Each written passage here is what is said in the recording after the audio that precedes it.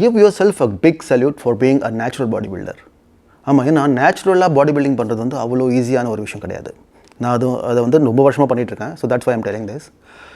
ஏன் அப்படி கஷ்டம்னா, இப்போ சுற்றி வந்து எல்லா காம்படிட்டர்ஸுமே வந்து உங்களுக்கு அன்நேச்சுரலாக தான் வராங்க. Right, we all know that it's an open secret. So we'll talk about that later. So இப்போ நேச்சுரலாக நம்ம வந்து எவ்வளோக்கு எவ்வளோ அச்சீவ் பண்ண முடியுமோ அதை வந்து நம்ம அச்சீவ் பண்ண ட்ரை பண்ணணும். அதுதான் வந்து நம்மளோட டியூட்டி. ஆல்ரைட். ஸோ இப்போ வந்து நேச்சுரல் பாடி பில்டிங்கில் வந்து ஏன் கஷ்டம் அப்படின்னா, because there are so much of distractions. You look at this movie or look at that athlete. அவர் எந்த மாதிரியான சப்ளிமெண்ட்ஸ் எடுக்கிறாரு, இவர் எந்த மாதிரியான டயட் எடுக்கிறாரு, அதெல்லாம் வந்து அப்பப்போ நம்மளுக்கு போட்டு காட்டிகிட்டே இருக்கிறாங்க. More so in these days because of the advancement in technology. Alright. So அதனால நம்ம வந்து கொஞ்ச நாள் இது பண்ணுறோம், அதுக்கப்புறம் மாறிடுறோம். அப்புறம் கொஞ்ச நாள் வேறு ஒரு ட்ரைனிங் ப்ரோக்ராமுக்கு போயிடுறோம், அப்புறம் வேறு ஒரு டயட் ப்ரோக்ராமுக்கு போயிடுறோம். ஸோ இது மாதிரி நம்ம வந்து கன்சிஸ்டன்சியை மிஸ் பண்ணுறோம். So if there is one secret to natural body building, that has to be being consistent. அப்போ கன்சிஸ்டன்ட்னா எவ்வளோ நாள் வந்து கன்சிஸ்டண்ட்டாக இருக்கிறது? At least 2 years, 2 to 3 years. ஏதோ ஒரு ப்ரோக்ராமை நீங்கள் ட்ரஸ்ட் பண்ணுங்கள். அந்த ப்ரோக்ராம் கொடுத்தவரை ட்ரஸ்ட் பண்ணுங்கள். ட்ரஸ்ட் பண்ணி அது மேலே நம்பிக்கை வச்சுக்கிட்டு ஒரு 2 to 3 years நீங்கள் வந்து அதை ஃபாலோ பண்ணணும். Alright. You need not be 100% correct in this. அந்த ப்ரோக்ராமில் வந்து கொஞ்சம் முன்ன பின்ன இருக்கலாம். Will go and will correct it as time flies by. But you need to start somewhere. Okay. So அந்த கொஞ்சம் சேஞ்சஸ் சொன்னோம் பார்த்தீங்களா, அது வந்து ஒரு கோச் உங்களுக்கு வந்து அழகாக காட்டுவார். ஸோ கோச்சிங் வந்து தேவையா? அந்த கொஷின் இது கூட சேர்ந்தே வரும். If you are a complete beginner, அதாவது உங்களுக்கு நீங்கள் ஜிம்முக்கே போனதில்லை, வெயிட்ஸே தூக்குனதில்லை அப்படின்னா, கம்ப்ளீட் ட்ரூலி பிகினராக இருந்தீங்கன்னா அப்போ வந்து உங்களுக்கு கண்டிப்பாக கோச்சிங் தேவை. At least to understand how to lift the weight. Right. அது போக நீங்கள் வந்து ஒரு 3 years அப்படி வந்து ஒர்க் அவுட் பண்ணியிருக்கீங்க கன்சிஸ்டண்ட்டாக, அதுக்கு மேலே வந்து அட்வான்ஸாக நீங்கள் வந்து ட்ரை பண்ணுறீங்க. அப்போவும் உங்களுக்கு வந்து ஒரு கோச் தேவை, ஒரு எஃபிஷியண்ட்டான ஸ்கில்டு கோச் தேவை. பட் நடுவில் இருக்க அந்த டைம் பீரியட், அதாவது you are not a beginner and you have not been consistent for 2 or 3 years. So most of us are like that, right? So அந்த டைம் பீரியடில் வந்து உங்களுக்கு கோச்சிங்கே தேவையில்லை. All you need is information. கரெக்டான information கரெக்டான ஆள்கிட்டேருந்து வருதா இல்லையான்னு பார்த்துக்குங்க. நல்ல யூடியூப் சேனல் சப்ஸ்கிரைப் பண்ணுங்கள், நல்ல புக்ஸ் படிங்க, சர்டிஃபைட் ட்ரெயினர்ஸ் கிட்ட போய் மேபி பேசுங்க. You don't have to necessarily join the gym or take personal training. Alright. அவங்கள்ட்ட டிஸ்கஸ் பண்ணுங்கள், எந்த மாதிரியான ஒர்க் அவுட் பண்ணலான்னு பாருங்கள். நானே வந்து என்னோடய சேனலில் நிறையா வீடியோஸ் போட்டிருக்கேன். டயட் பற்றியும் வீடியோ போட்டிருக்கேன். ஆஃப் சீசனில் எப்படி டயட் சாப்பிட்ணும் அண்ட் ஆன் சீசன் எப்படி சாப்பிட்ணும், and at the same time exercise வந்து ஜிம்மில் எப்படி பண்ணலாம், வீட்டிலே ஜிம் ஆக்சஸ் இல்லாதவங்களுக்கு எப்படி பண்ணலாம், அதை பற்றி தான் வந்து பேசிகிட்ருக்கேன். ஸோ இந்த சேனலோட நோக்கமே வந்து நேச்சுரல் பாடி பில்டிங்கை ப்ரொமோட் பண்ணுறது தான், for safety check, for health check. So அதுதான் கம்ப்ளீட் ஃபிட்னஸ். ஆல்ரைட். ஸோ இப்போ ஹோம் ஒர்க் அவுட் சீரீஸில் நெக்ஸ்ட் நம்ம பார்க்க போகிறது வந்து லெக்குக்கான ஒர்க் அவுட். இப்போது பயோமெக்கானிக்கலி ஸ்பீக்கிங் ஸ்குவாட்ஸ், அதாவது ட்ரெடிஷ்னல் ஸ்குவாட், நம்ம ஜிம்மில் பண்ணக்கூடிய அந்த கம்பவுண்ட் மூவ்மெண்ட், இது வந்து எஃபிஷியன்ட் இல்லைன்னு ப்ரூவ் பண்ணியிருக்காங்க biomechanically. Alright. I know there are people who swear by it, but biomechanics வந்து என்ன சொல்லுதுன்னா, ஸ்குவாட் வந்து at a very high level it's a compound movement because of 2 joints which are involved in it. One is the hip joint and the other one is the knee joint. இப்போ hip ஜாயின்ட்னா உங்களோட upper body and lower body இப்படி இருந்துச்சுன்னா, so squad பண்ணுறப்போ நீங்கள் வந்து உங்கள் அப்பர் பாடியை ஃப்ரண்ட்டில் இது மாதிரி பெண்ட் பண்ணுறீங்க and your lower body is coming forward, your thigh, right? And then நீங்கள் ஸ்ட்ரெயிட்டாக போகும்போது மேலே போகும்போது இப்படி ஆடுறீங்க. So the upper body and the lower body is in a constant movement during this exercise, which is the hip flexion and extension. At the same time, கீழே வந்து upper leg and lower leg, knee jointல வந்து பார்த்தீங்கன்னா, there also you are giving a movement like this, right? Knee extension and knee flexion. So இந்த மாதிரி ஹிப்லையும் extension and flexion நடக்குது, knee-லையும் extension and flexion நடக்குது. So that's why it is a compound movement. So இதில் வந்து இந்த movement generate பண்ணுற muscles வந்து ஏகப்பட்ட மசில்ஸ் இருக்குது. So you have the hip flexors and hip extensor. For example, your psoas and your TFLs, your erector spinae. கீழே வந்து நீல வந்து பார்த்தீங்கன்னா உங்களுக்கு quadriceps and then your calves and back sideல hamstring, glutes. So இந்த மாதிரி ஏகப்பட்ட மசில்ஸ் வந்து இன்வால்வ் ஆகுது ஸ்குவாட்ஸில், த ட்ரெடிஷ்னல் ஸ்குவாட்டில். ஸோ அதனால் இது வந்து நல்ல எக்ஸசைஸாக because it is covering up so many muscles. Yes, it is a very good exercise. It will create good systemic failure, but ஒவ்வொரு மசில்ஸ்க்கும் வந்து ஒவ்வொரு பர்டிகுலர் மசிலுக்கு வந்து எவ்வளோ லோடு வந்து போய் சேருதுன்னு பார்த்தோம்னா அது வந்து டிஸ்ட்ரிபியூட் ஆகுது, ரைட்? இப்போ நீங்கள் வந்து ஒரு 80 கிலோஸ் தூக்குறீங்கன்னா அதில் வந்து ஒரு 10 கிலோ வந்து குவாட்ஸ்க்கு போகும், ஒரு 5 கிலோஸ் வந்து க்ளூட்ஸ்க்கு போகும், ஒரு 10 kilos might be going to your lower back. So இது மாதிரி டிஸ்ட்ரிபியூட் ஆகிடுது. ஸோ 80 கிலோஸ் தூக்குனா தான் வந்து உங்களுக்கு 10 கிலோஸ்க்கான எஃபெக்ட் வந்து சே ஃபார் எக்ஸாம்பிள் குவாட்ஸில் போய் சேருது. அதுவே நீங்கள் வந்து சிம்பிள் லெக் எக்ஸ்டென்ஷன் மிஷினில் வெறும் 10 கிலோ தூக்குனா கூட அப்படியே அந்த 10 கிலோ வந்து குவாட்ஸில் வந்து போய் சேரும். ஸோ இப்போ எஃபிஷியன்சி பாயிண்ட் ஆஃப் வியூவில் பார்த்தோம்னா biomechanically speaking the isolation exercise which is the leg extension is more effective for the quads than the squat, the traditional squat. So இப்போ நம்ம வந்து பயோமெக்கானிக்ஸை கைப்பிடிச்சா கூட நம்ம அதை வந்து ட்ரெடிஷ்னல் ஸ்குவாட்ஸில் கொஞ்சம் எஃபிஷியன்சி இன்ட்ரடியூஸ் பண்ண ட்ரை பண்ணலாம். இன்ஃபேக்ட் இதை வந்து பயோமெக்கானிக்ஸ் தெரியாமலே வந்து கோல்டன் ஏரா ஆஃப் பாடி பில்டிங்கில் 60s 70s 80sலேயே வந்து கண்டுபிடிச்சிட்டாங்க அவங்களுக்கே தெரியாமல். So before I talk about that, இப்போ நம்ம வந்து 2 மூமெண்ட் பற்றி பேசணும் இல்லையா? ஹிப் எக்ஸ்டென்ஷன் அண்ட் ஃப்ளெக்ஷன் அது ஒரு movement, and knee extension and flexion ரெண்டாவது movement. So for quadriceps development, front thigh, you definitely need knee extension and flexion, right? But hip movement வந்து தேவையில்லை, கரெக்ட்? இப்போ நீங்கள் வந்து லெக் எக்ஸ்டென்ஷன் பண்ணுறப்போ ஸ்டாட்டிக்காக உட்காடுறீங்க, உங்களோட நீ தான் வந்து கீழே லெக் வந்து மேலே கீழே போய்ட்டு வருது. ஹிப்பை வந்து நீங்கள் வந்து கான்ஸ்டன்ட்டாக வச்சுக்கிறீங்க, right? Upper body and lower பாடியோட ஆங்கிள் வந்து எப்பவுமே மெயின்டைன் ஆகிட்டு தான் இருக்குது. ஓகே, ஸோ இந்த ஸ்குவாட்லேயே நம்ம வந்து ஹிப்பை வந்து ஃபிக்ஸேட் பண்ணிட்டோம்னா, and then if you are able to do squat, then it will be as efficient as the leg extension. But பண்ண முடியுமா?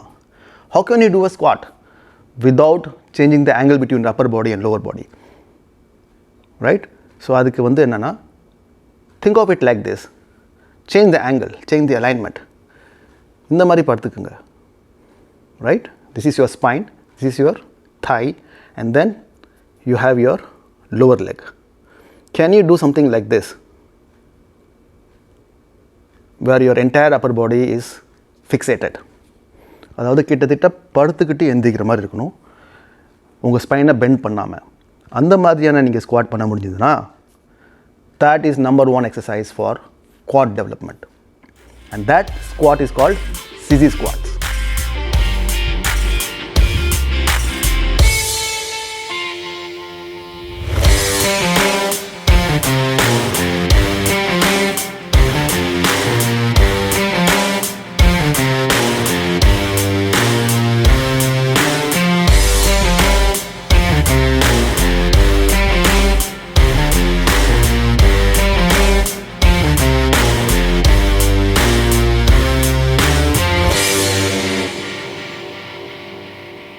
இப்போ இந்த சிசி ஸ்குவாட்ஸில் பார்த்தீங்கன்னா ஏகப்பட்ட வேரியேஷன்ஸ் இருக்குது.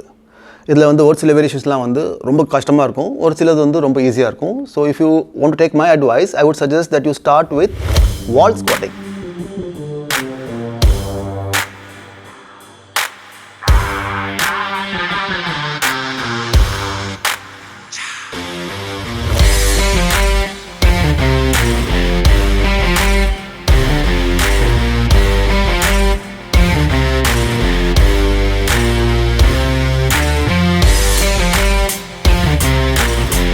அது நீங்கள் மாஸ்டர் பண்ணிட்டீங்கன்னா நெக்ஸ்ட் நீங்கள் வந்து கேபிள் யூஸ் பண்ண ட்ரை பண்ணுங்கள். கேபிள் இல்லைன்னா elastic bands will also two.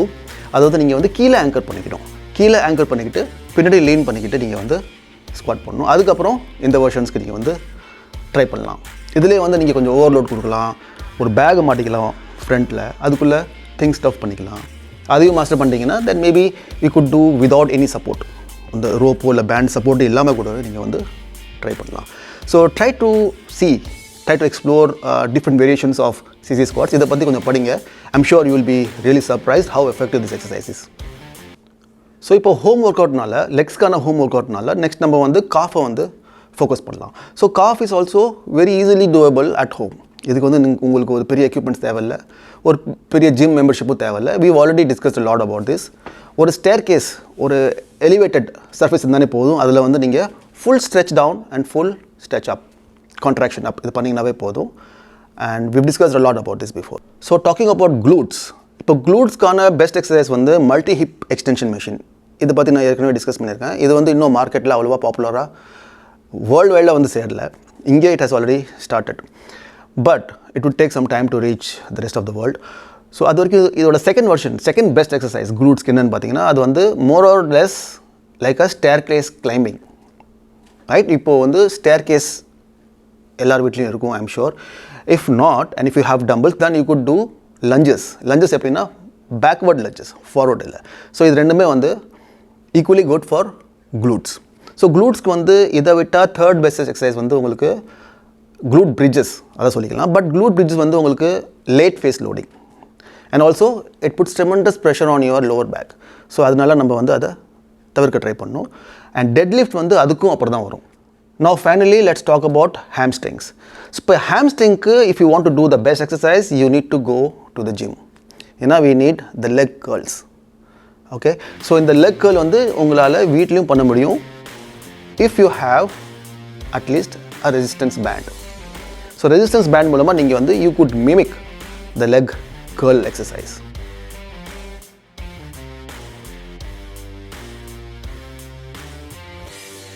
இப்போ உங்களில் சில பேர் வந்து ஜிம்முக்கு போய் எக்ஸசைஸ் பண்ணுவீங்க. So obviously you should go for leg extension for your quadriceps and leg curls for your hamstring. But இந்த ரெண்டு எக்ஸசைஸ்லையுமே வந்து ஒரு மைன்யூட்டான ஒரு டீட்டெயில் ஒன்று இருக்குது. அதை பற்றி நான் ஏற்கனவே முன்னே வந்து டச் அப் பண்ணியிருக்கேன், but I think I didn't emphasize it much. So அது வந்து இந்த வீடியோவில் நான் வந்து டீட்டெயில் அவுட் பண்ணுறேன். ஸோ இப்போ வந்து எந்த ஒரு எக்ஸசைஸ் பண்ணாலுமே வந்து நம்மளுக்கு அந்த மசில் வந்து ஒரு ஸ்ட்ரெச் பொசிஷனில் ஸ்டார்ட் ஆகணும் அண்ட் தென் கான்ட்ராக்ஷன் பொசிஷனில் வந்து முடியணும். ஸோ இதுதான் வந்து அதோட டைனமிக் ரேஞ்ச் ஆஃப் மோஷன். இந்த ஃபுல் ரேஞ்ச் ஆஃப் மோஷனில் வந்து அந்த மசில்க்கு நம்ம வந்து ஒர்க் அவுட் கொடுத்தா தான் வந்து அதுக்கு நல்ல ஒரு லோடு போய் சேரும், நல்ல ஒரு ரிசல்ட் கிடைக்கும். ஸோ அப்படி பார்த்தா ஃப்ரண்ட் குவாட்ஸ், அதாவது ஃப்ரண்ட் தைஸ், இதுக்கு வந்து எந்த பொசிஷனில் வந்து ஃபுல் ஸ்ட்ரெச் இருக்கும், எந்த பொசிஷனில் வந்து ஸ்ட்ரெச் வந்து காம்ப்ரமைஸ் ஆகும், அது ஒன்று. அதே மாதிரி லெக் கேர்ள்ஸ்க்கு வந்து ஹாம்ஸ்ட்ரிங் மசில் இல்லையா? ஸோ இந்த டார்கெட் மசில் ஹாம்ஸ்ட்ரிங் மசிலுக்கு வந்து எந்த பொசிஷனில் வந்து ஃபுல் ஸ்ட்ரெச் அவுட் நடக்கும், எந்த பொசிஷனில் வந்து ஸ்ட்ரெச்சிங் வந்து காம்ப்ரமைஸ் இருக்கும், அதை பற்றி பார்க்கலாம். ஸோ இப்போது ஃப்ரண்ட் தைஸ், அதாவது குவாட்ரைசெப்ஸ்க்கான பெஸ்ட் எக்ஸசைஸ் வந்து leg extension, right? So leg எக்ஸ்டென்ஷன்ங்கிறது எப்படி பண்ணுவோம், இந்த மாதிரி, ரைட்? ஸோ இதோட ஸ்டார்டிங் பொசிஷன் வந்து எப்படி இருக்கும்னா இந்த மாதிரி ஜென்ரலாக சீட்டடில் தான் இருக்கும், ரைட்? ஸோ நம்ம எந்த மசிலுக்காக இந்த எக்ஸசைஸ் கொடுக்குறோம், ஃப்ரண்ட் குவாட்ரைசெப்ஸ். ஸோ நான் கொஷின் ஃபார் யூ, இந்த பொசிஷனில் இதுதான் ஸ்டார்டிங் பொசிஷன். ஸோ இங்கே தான் வந்து குவாட்ஸ் வந்து முடிஞ்ச அளவுக்கு ஸ்ட்ரெச்சேபிளாக இருக்கணும், right? Do you think this is stretched or this is stretched?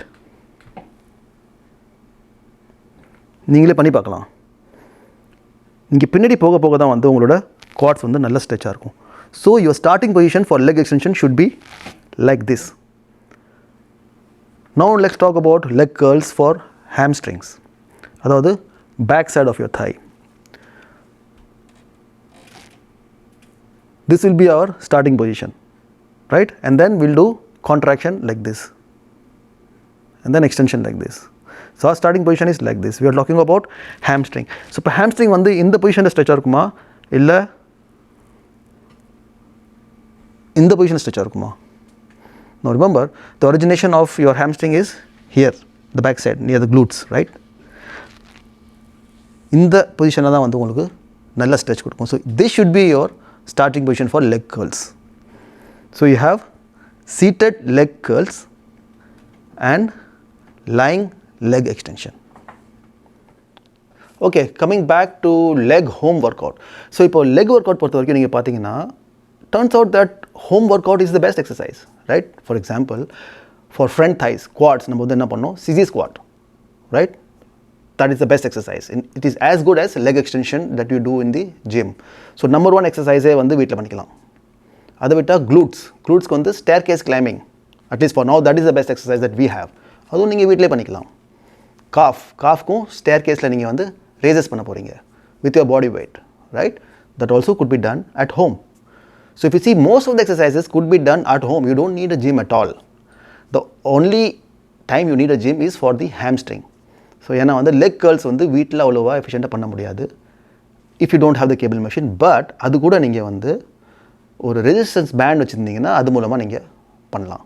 So overall if you see home work அவுட்லேயே வந்து நம்ம வந்து லெக்குக்கு பெஸ்ட் எக்ஸசைஸ் கொடுக்க முடியும். Now this is really strange even for me. நான் வந்து லெக் ஒர்க் அவுட்க்கு வந்து கண்டிப்பாக ஜிம் தான் போய் ஆகணும்னு மற்ற எக்ஸசைஸ்லாம் வீட்டில் பண்ணிட்டு இருந்தேன்.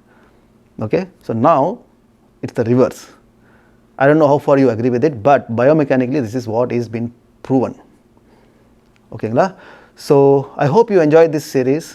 I hope you will trust the biomechanics to start your home workout. எப்படி இருந்துச்சுன்னு நீங்கள் வந்து கமெண்ட்டில் உங்களோட சஜஷன்ஸ், உங்களோட ஃபீட்பேக் வந்து கண்டிப்பாக ஷேர் பண்ணுங்கள். I'll try to respond to all your questions, and I wish you a very happy days ahead, and stay tuned. We'll see soon in my next video. Take care and bye-bye.